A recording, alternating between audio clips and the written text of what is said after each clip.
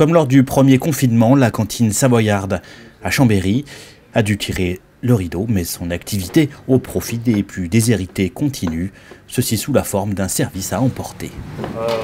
Les menus d'aujourd'hui, ça sera donc haricots verts, comme il y a ici, des courgettes et puis du poisson.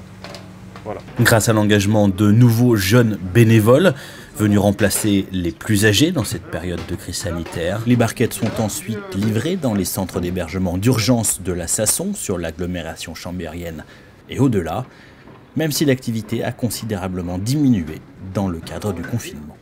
On a un volume de repas, environ 250 repas par jour. Donc ça a chuté, là où on en faisait le double.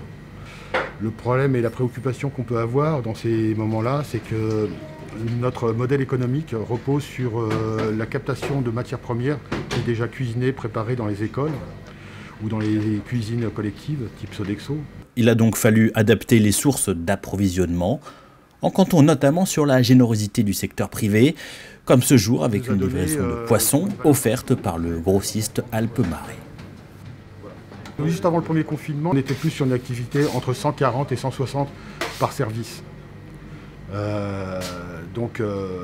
Sur ce volume de personnes qui fréquentaient la cantine.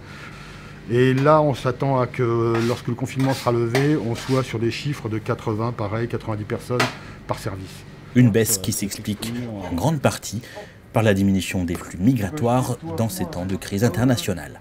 Pour sa part, le département de la Savoie a reconduit son aide à la cantine savoyarde, 35 000 € versés via son fonds d'action familiale et sociale.